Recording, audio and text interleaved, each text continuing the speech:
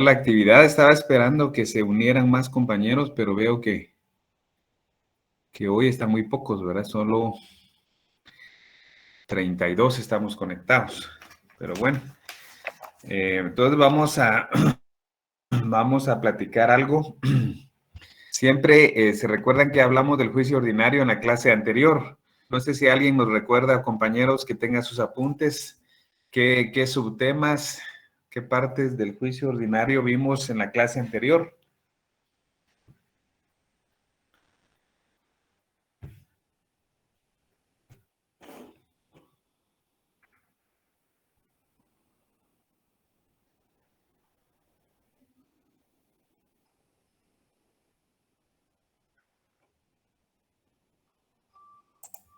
¿Nadie tiene apuntes, compañeros? ¿Nadie iba apuntando de lo que hablamos en la clase anterior?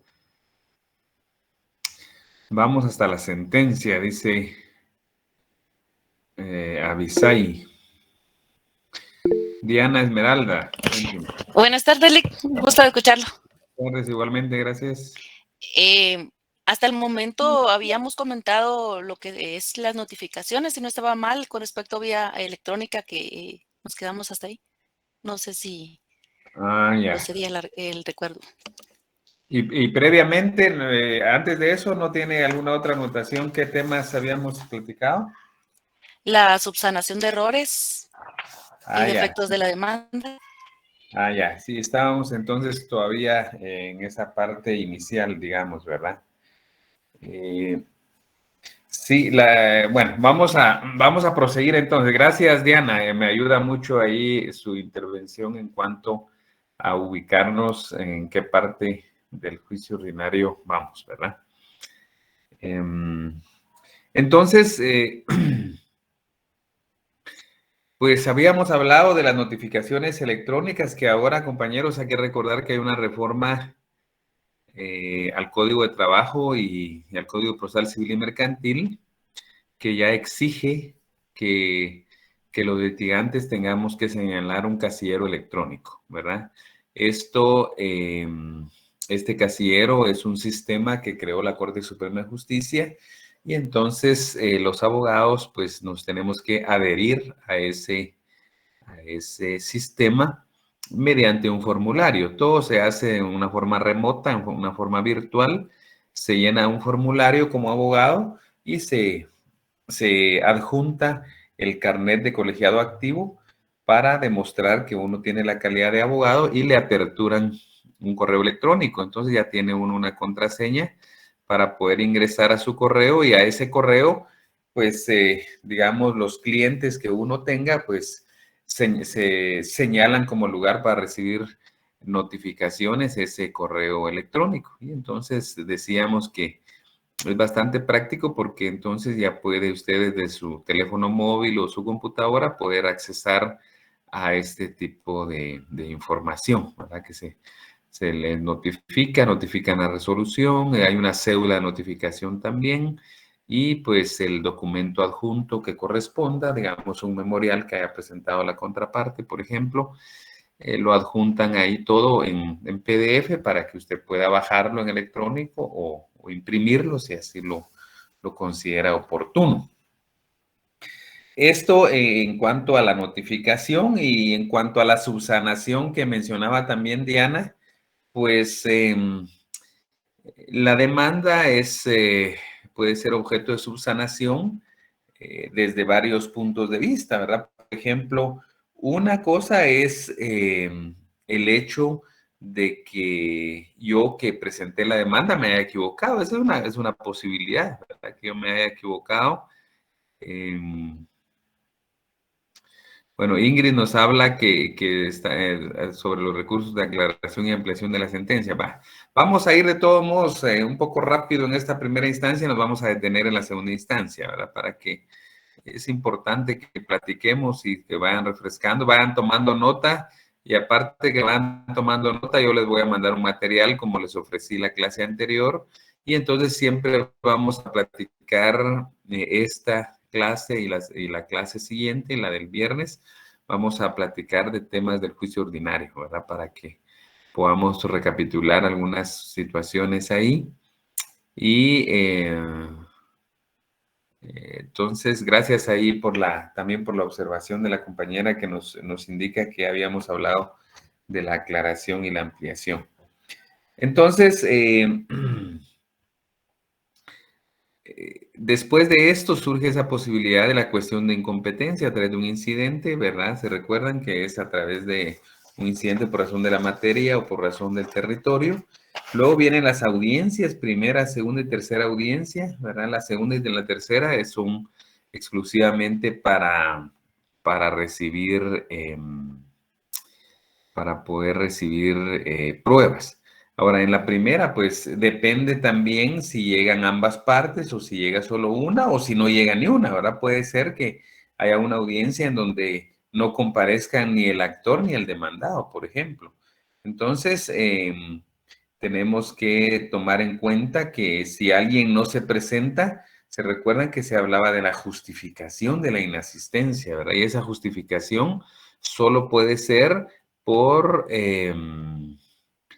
una justificación que puede ser solo por motivos de enfermedad. No puede invocarse ningún otro motivo que no sea enfermedad y se documenta a través de un certificado médico. Se prueba documentalmente a través de un certificado médico y de ser así, de admitirse esta, pues el juez señala una nueva audiencia dentro de las 72 horas siguientes.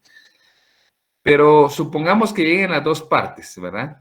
Si las dos partes se hacen presentes, pues entonces ya se verifican todas las etapas, ¿verdad? De una manera muy, muy rápida, vamos a decir que en la primera audiencia, primero pues hay una posibilidad de conciliar, ¿verdad? Es una etapa definitivamente opcional en donde el juez puede en un momento dado pedir a las partes si tienen alguna forma de resolver la situación de manera conciliatoria, o sea, propone fórmulas ecuánimes de conciliación.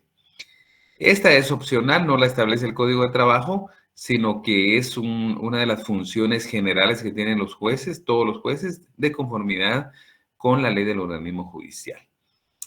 Luego viene la etapa en donde se le da la palabra al actor, que él ratifica, modifica o amplía su demanda. Supongamos que la ratificó, entonces ya le dan la palabra al demandado. El demandado, previo a contestar la demanda, puede interponer las excepciones dilatorias o contesta la demanda de una vez y presenta excepciones perentorias con la contestación de la demanda, la cual puede ser en sentido afirmativo o negativo.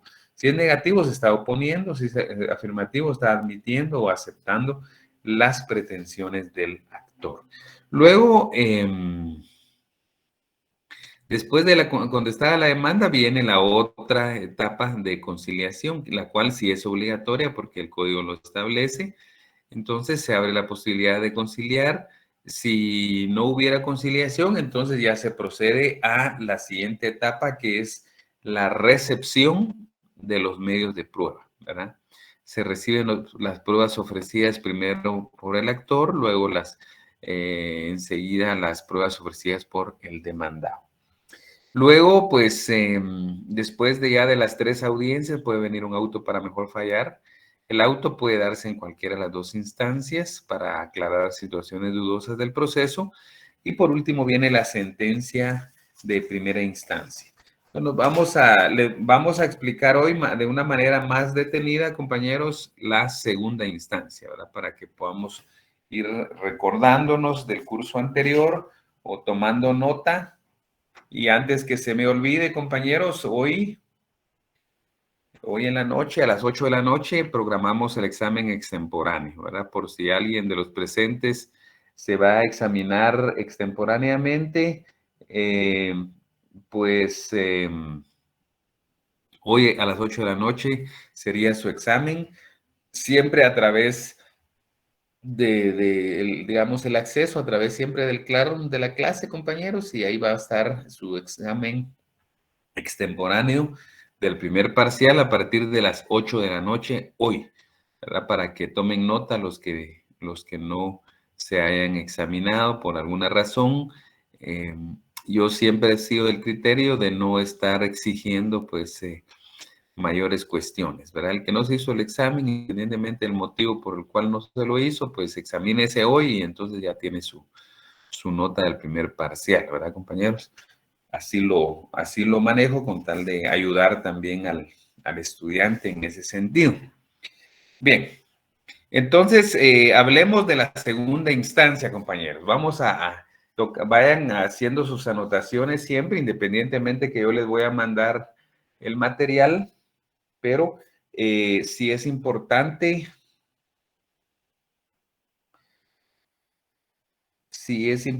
entonces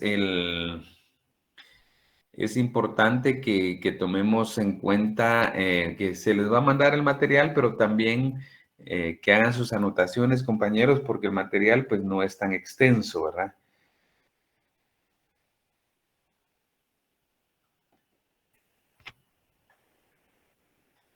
Permítanme, compañeros.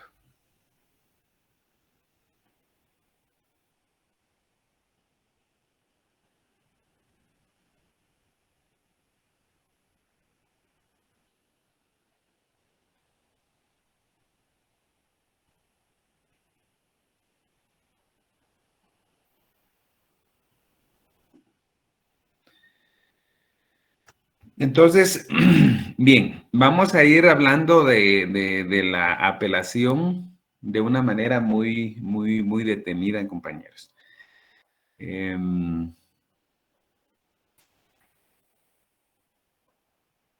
Cuando se emite la sentencia de primera instancia y la cual es notificada a los interesados, entonces lo primero que uno hace, compañeros, pues es analizar detenidamente la sentencia para ver si lo que resolvió el juez es lo que según uno como abogado, pues era lo que corresponde.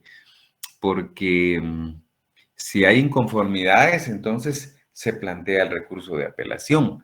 El recurso de apelación es un medio de impugnación vertical, ¿verdad? Porque se interpone ante el juez que emitió la sentencia que está siendo impugnada, que sería el juez de primera instancia, y, y este lo tiene que elevar, si se admite para su trámite, lo tiene que elevar a un tribunal superior que es la sala de la Corte de Apelaciones. Entonces, en ese sentido, pues hay que tomar en cuenta que siempre tenemos la posibilidad de apelar en un plazo de 3 días, ¿verdad? Hay el plazo para interponer la apelación es de 3 días. En esos 3 días se interpone la apelación y el memorial de interposición es un memorial simple, compañeros. Solo es de una página, ¿verdad? Solo se le dice al juez que estamos inconformes con la sentencia, pero no detallamos en qué consisten esas inconformidades, porque eso es en otro momento procesal, es decir, que los agravios o las inconformidades que genera esa sentencia no se manifiestan en la apelación, solo se dice que estamos inconformes con la apelación y entonces, pues, con la sentencia, perdón, y que la estamos apelando. Eso es lo que se le dice y que eleve las actuaciones a la sala jurisdiccional.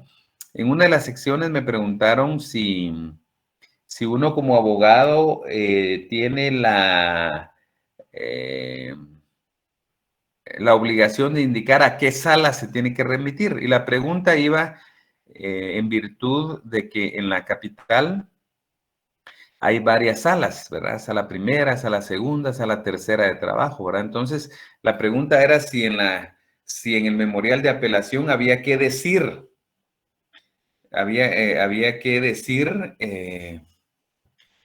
a qué sala había que elevar el expediente. Y la respuesta es que no hay que decirlo, ¿verdad? De todas las apelaciones que hemos visto de otros abogados y las apelaciones propias también, compañeros, solo se pone la sala de trabajo y previsión social jurisdiccional, ¿verdad? No se dice cuál, sino que se dice jurisdiccional.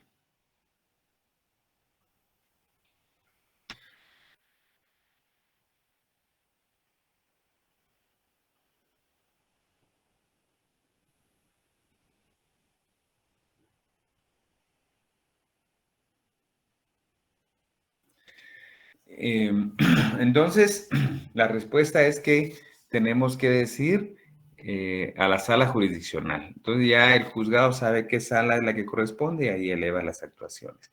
Entonces,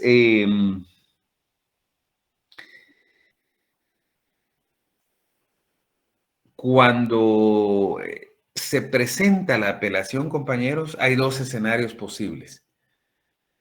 El juez de primera instancia de trabajo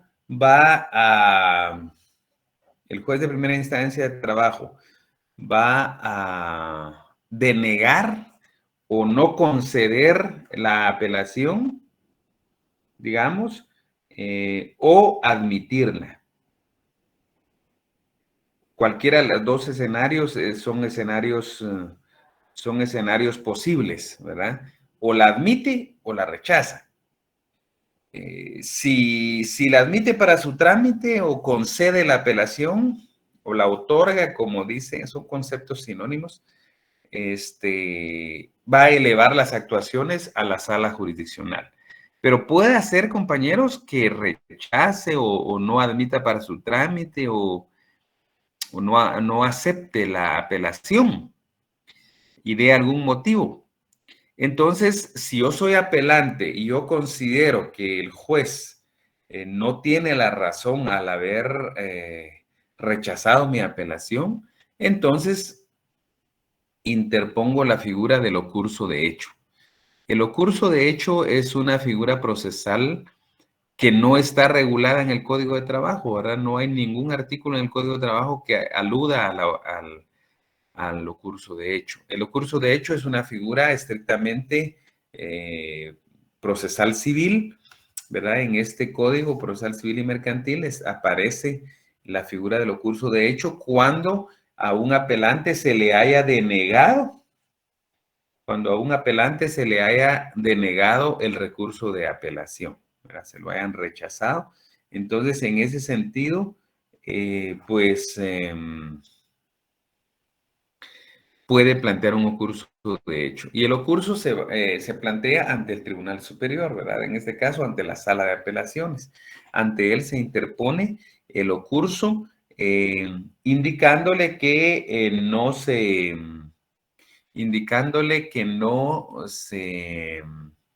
se admitió esa apelación y que era procedente porque el apelante considera que es procedente su admisión.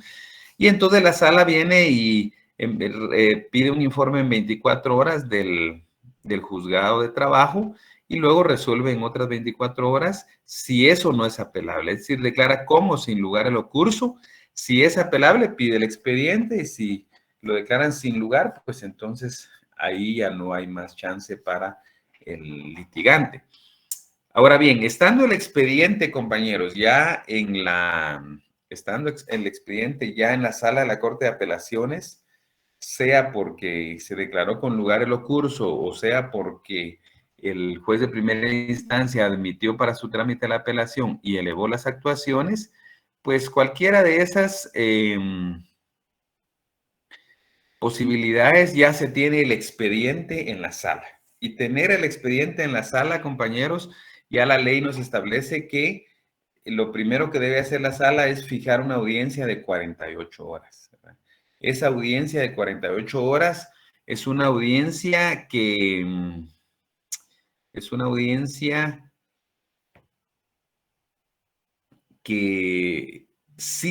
cuyo objeto, el objeto de esa audiencia es la expresión de motivos de inconformidad, o sea, la expresión de agravios. No hay otro momento. Incluso, compañeros, la misma Corte de Constitucionalidad ha establecido criterios jurisprudenciales en ese sentido, que la única oportunidad que tiene el apelante para expresar los motivos de inconformidad es precisamente esa audiencia de 48 horas.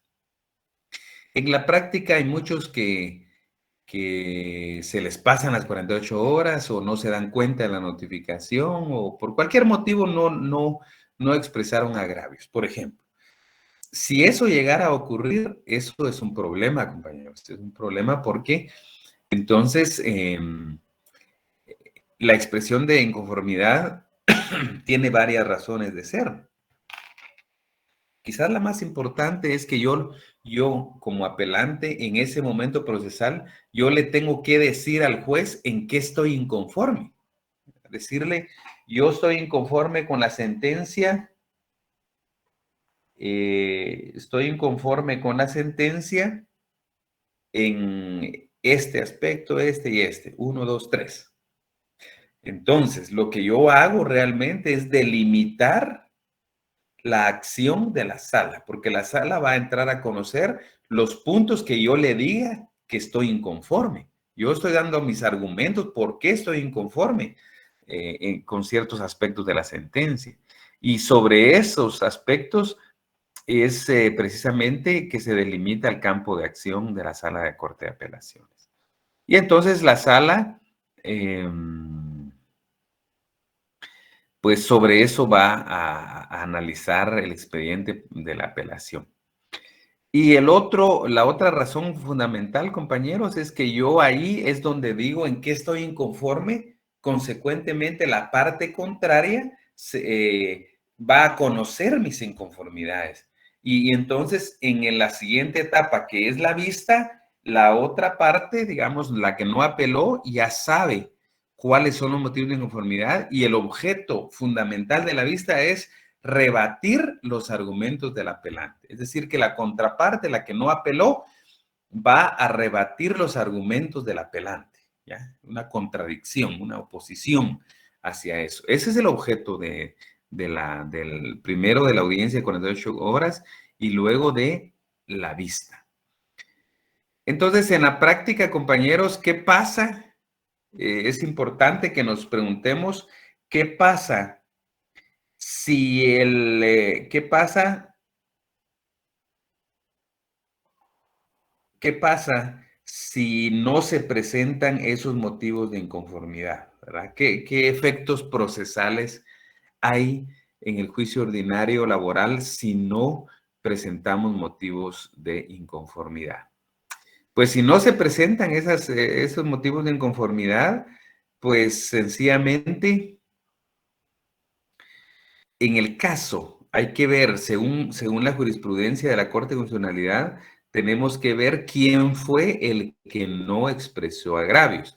Si fue un trabajador o si fue un patrono. Fíjense, escuchen eso.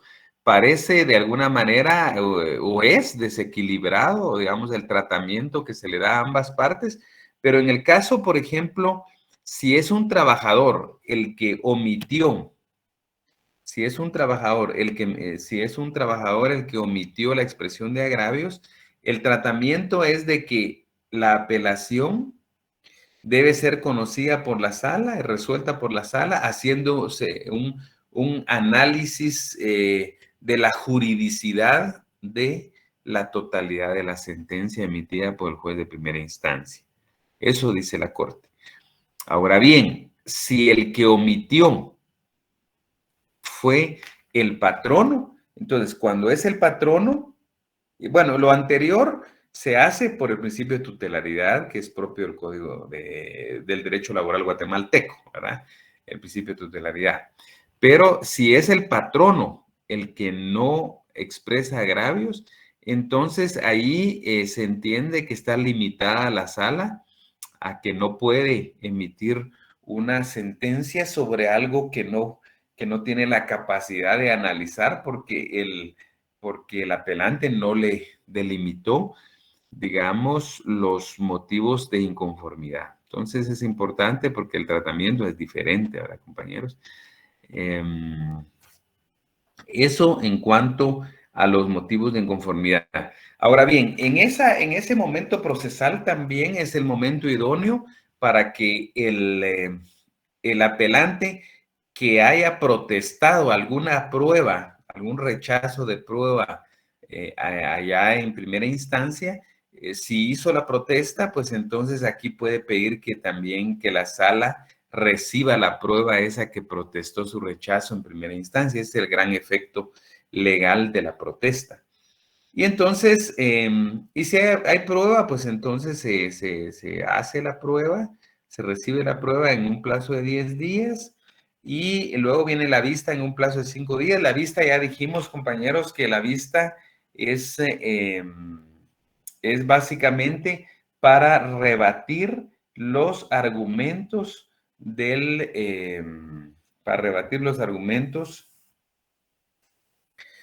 apelante, ¿verdad?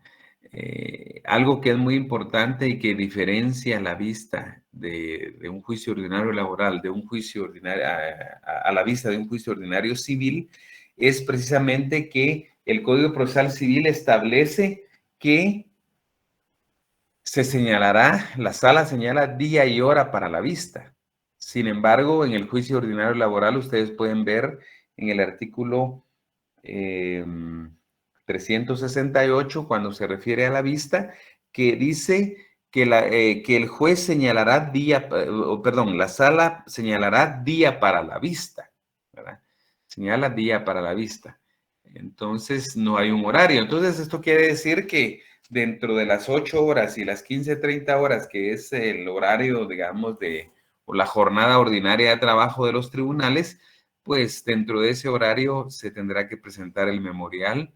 Aquí se presenta, en la vista se presenta un memorial de alegatos, ¿verdad? Normalmente se le dice alegatos en o para el día de la vista de la sentencia apelada.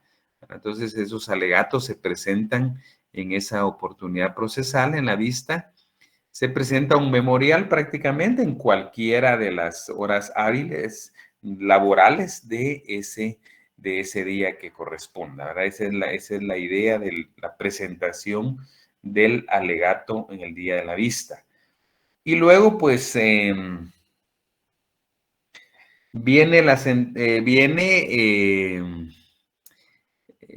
previo a dictar sentencia, la posibilidad de un auto para mejor fallar. También hay que recordar, compañeros, que el auto para mejor fallar es una figura que puede ser utilizada ya sea por el juez de primera instancia de trabajo y previsión social o por la sala de la Corte de Apelaciones en la primera o en segunda instancia respectivamente, ¿verdad?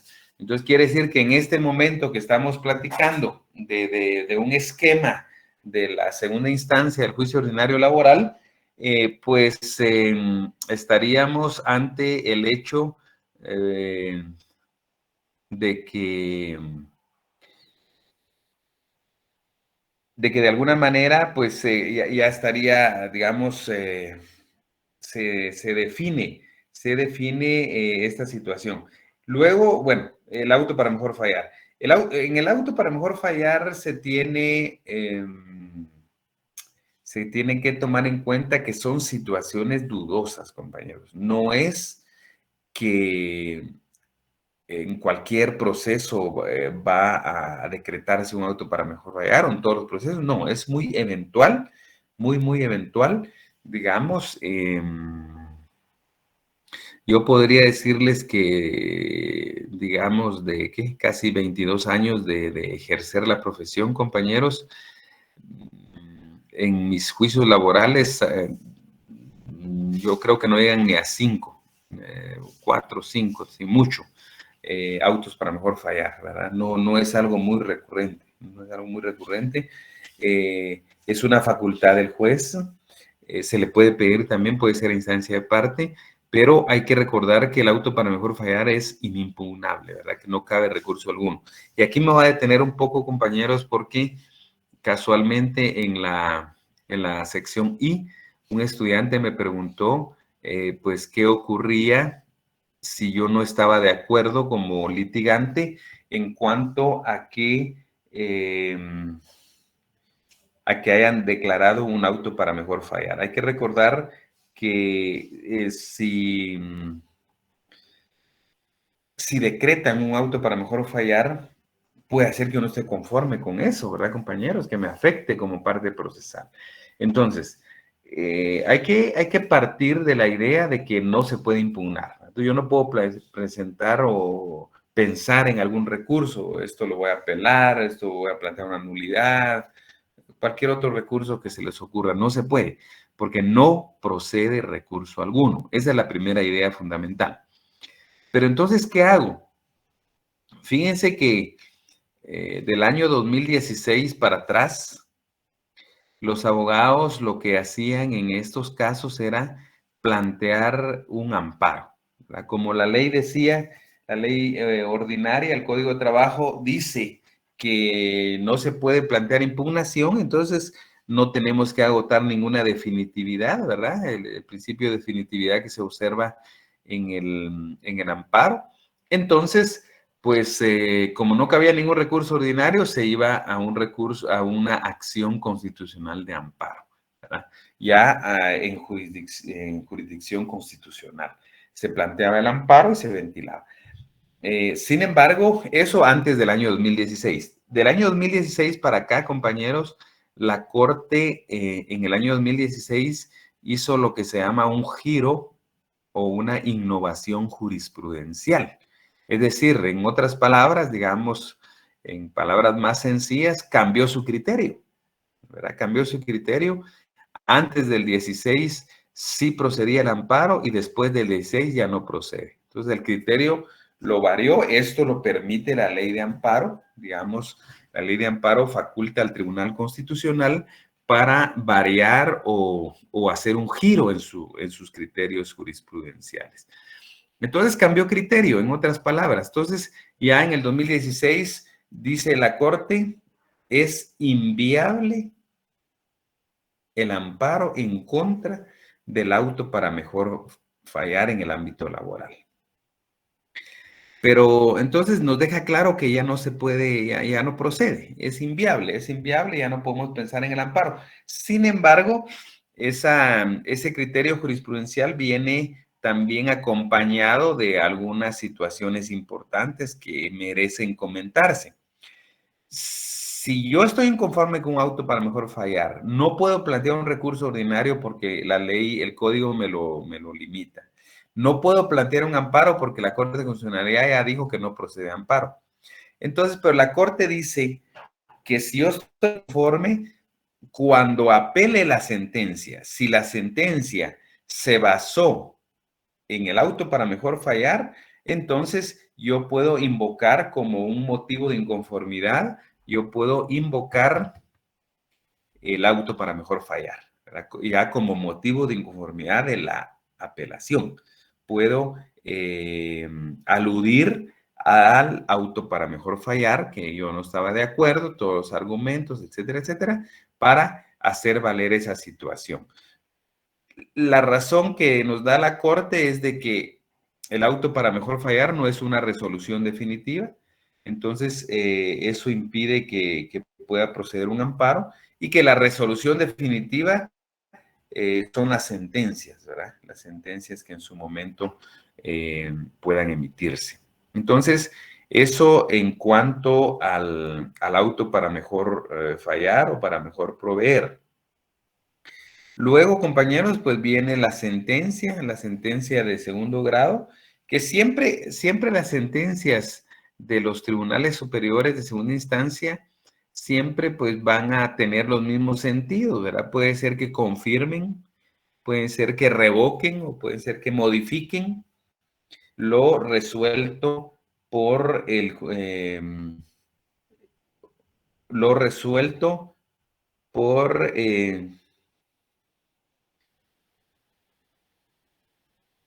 por, por el órgano jurisdiccional.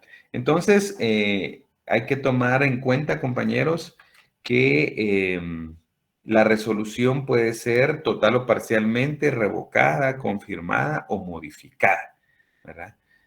Y luego contra esta sentencia de segundo grado, pues procede la aclaración y ampliación, ¿verdad? La aclaración, ¿alguien me puede explicar, compañeros, cuál es la diferencia para poder interponer la aclaración e interponer la ampliación?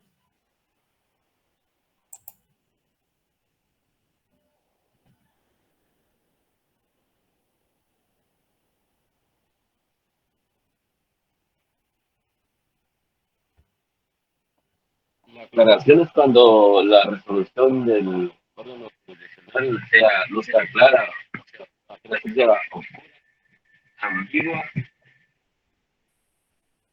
Ajá.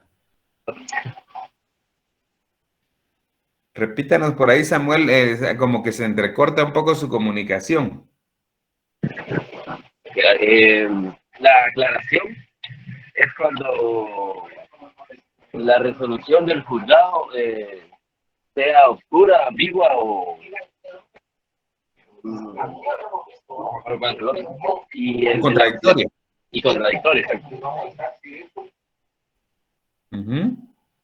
Y el de la ampliación es cuando el juez haya omitido alguna de las peticiones que se le quiso saber en el memorial, digamos. Ujú. Ok. ¿Alguien más nos quiere apoyar ahí, compañeros? ¿Estamos bien con lo que dice Samuel o quieren hacer alguna aclaración?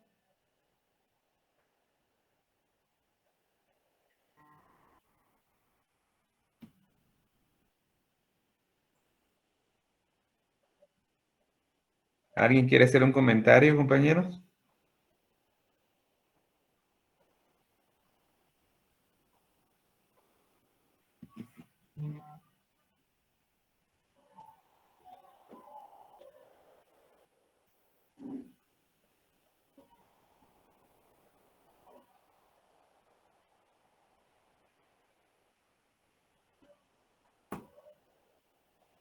Entonces, creo que no hacen comentarios porque estamos de acuerdo con lo que dice Samuel, ¿verdad? En el sentido de que la aclaración es cuando la sentencia pudiera contener términos oscuros, ambiguos o contradictorios, y el caso de la ampliación cuando se omitió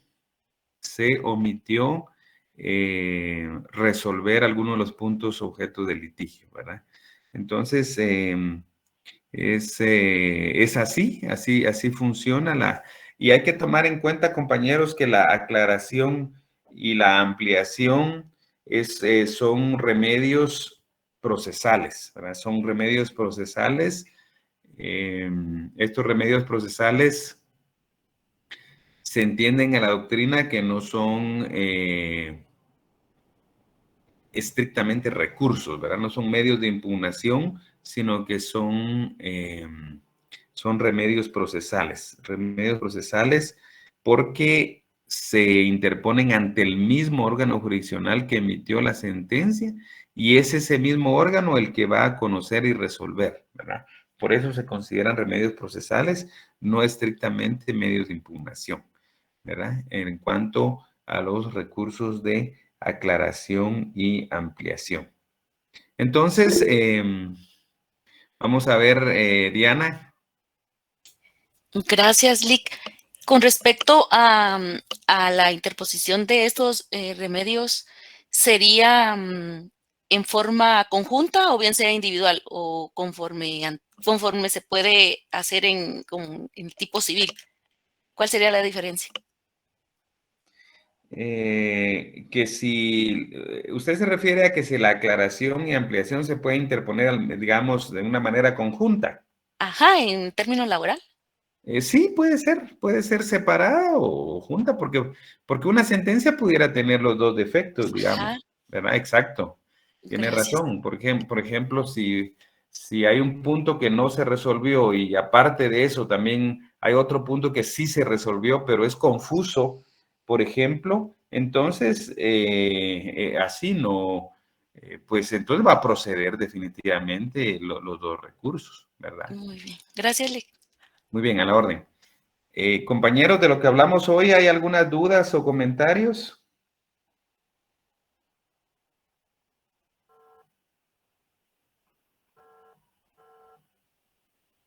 No, licenciado. Licenciado, en el caso de si las partes quieren conciliar, el juez no dicta una parte del proceso para la conciliación, como es en la primera instancia. ¿Usted se refiere a que si pudieran conciliar, digamos, en la segunda instancia? ¿A eso se refiere? Digo, yo tengo entendido que la conciliación se puede hacer hasta antes de dictar sentencia en la segunda instancia. Entonces, mi pregunta va si el juez da en el proceso, da alguna parte, digamos, para que puedan conciliar, así como lo hacen en el tribunal de instancia.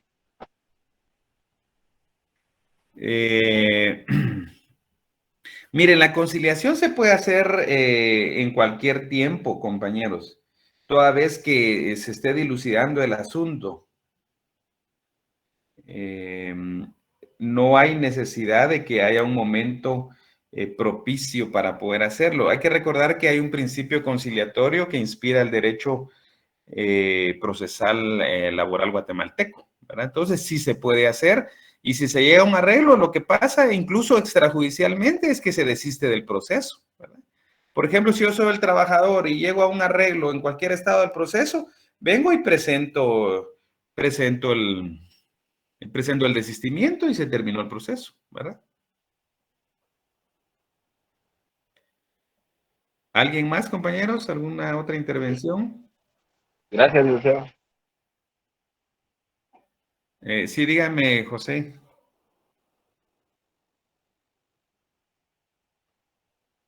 No, ya no cabría porque no es idóneo. No es idóneo el recurso. ¿Alguien más que tenga alguna otra duda o pregunta, compañeros? Licenciado, hable, compañero, perdón. Solo me quedó una duda, licenciado. Por ejemplo, si alguien no asiste, únicamente la excusa, ¿verdad? Es por la enfermedad a través de un certificado médico dentro de las 72 horas siguientes. Pero supongamos que... Vamos a ver, no, la primera parte son 72 horas para fijar la audiencia. Para presentar la excusa es antes o 24 horas después. Muy bien, licenciado. Y supongamos que no se pueda presentar, o sea, no tiene que ser necesariamente que se posponga las 72 horas, o sea, se puede programar dentro de las 72 horas siguientes, así es. Sí, así se debe programar, así es. Muy bien, gracias, licenciado. A la orden. ¿Alguien más, compañeros? Licenciado, buenas tardes. El recurso, bueno, de aclaración y ampliación suspenden el proceso principal en materia laboral. Vamos a ver. Si se suspende en el sentido, vamos a ver, póngame un caso concreto. Es que en civil primero se tiene que resolver lo que es la aclaración y ampliación para poder seguir con el proceso. No sé si en laboral es Sí. igual. Exacto, sí, si a eso se refiere, así es. Digamos, los efectos son los mismos. Y la manera del trámite es igual que en civil, o varía. Fíjese que lo que se tiene que hacer en materia de impugnación es que lo que no está regulado en el código, de trabajo se aplica supletoriamente al procesal civil. Y si está regulado, se hace tal y como está como está regulado en nuestro código especial, que es la ley especial que prevalece, ¿verdad? En todos los recursos, esa es la idea fundamental. Si está regulado los plazos y los procedimientos, entonces esa se sigue, lo que dice el Código de Trabajo. Pero si hay alguna laguna, entonces supletoriamente el procesal civil. Ya. Muchas gracias, licenciado. A la orden. Diana. ¿Me podría hacer favor de detallar un poquito lo que es el ocurso?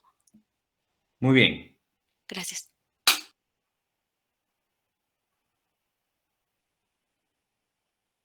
El ocurso, hay que tomar en cuenta que el ocurso, de hecho, es una figura procesal que no está regulada en el Código de Trabajo, que lo aplicamos en el juicio ordinario de manera supletoria, aplicando el Código Procesal Civil y Mercantil.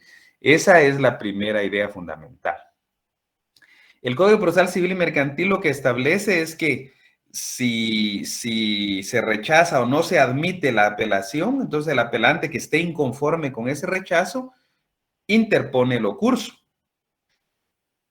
quejándose, digamos, ante el superior, porque usted fue ante el juez de primera instancia de trabajo, pero ante ese juez, por ejemplo, usted presenta la apelación y si le rechazan la apelación y usted está inconforme, entonces plantea el ocurso ante la sala, diciéndole a la sala que el juez de primera instancia no le, sí, ahí dice Samuel ocurso de quejas, sí, digamos en la doctrina o en alguna otra legislación también se le puede llamar así, pero nosotros lo tenemos que manejar como lo indica el Código Procesal Civil, el ocurso de hecho.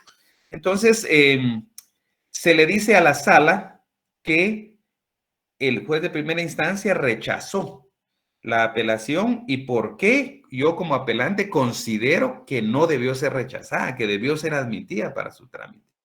Yo tengo que tratar de convencer a la sala que sí debió haberse admitido para su apelación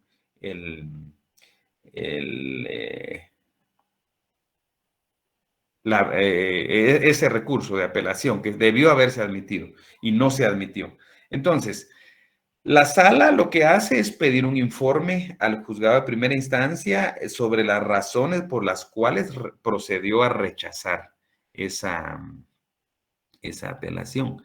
Y entonces la sala entra a resolver si eso no es apelable, ¿verdad? Le puede dar la razón al apelante, ¿verdad? O al que plantea el ocurso, o le puede dar la razón al juez de primera instancia. Si dice que está bien rechazada la apelación, lo que va a pasar es de que declara sin lugar el ocurso y ahí terminó la cuestión. Pero si, por ejemplo, considera que sí es apelable, entonces declara con lugar el ocurso y pide el expediente para darle seguimiento a la apelación, ¿verdad? Esa es no sé si ahí ya agarró más la idea, compañera Diana. Sí, Lick, ya bastante claro, pero con respecto al plazo, Lick, ¿cómo se pondría en este caso? ¿Sería Son 3 días para plantear el ocurso, ¿verdad? Eso lo puede chequear. ¿Como un incidente podría ser? No, está regulado, no. Permítame. Sería una petición, sería sería petición. ¿Tiene su Código Procesal Civil por ahí? No, pero sí lo ubico un poquito. Sí, o si alguien lo tiene por ahí, está, si no mal recuerdo, en el 611. ¿Alguien nos puede leer el 611 del Procesal Civil y Mercantil? Ahí está.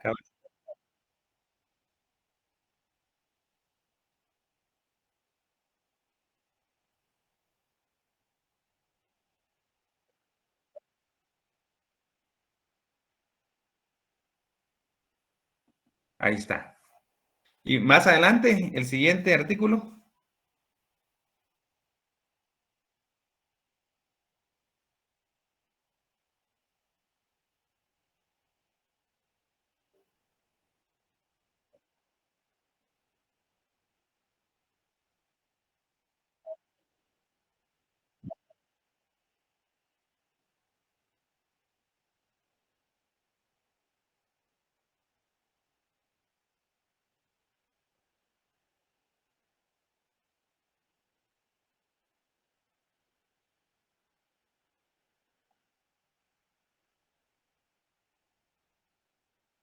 Uh-huh.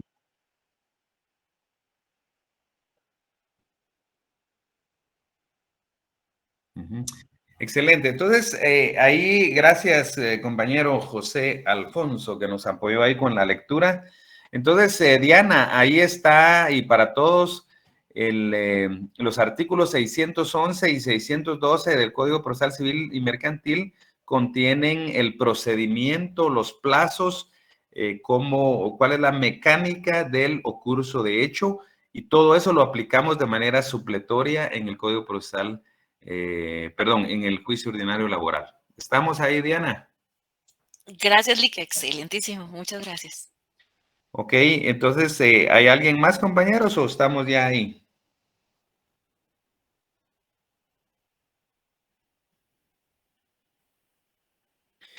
Bien, quedamos ahí entonces, compañeros. Gusto saludarlos. Pasen feliz tarde.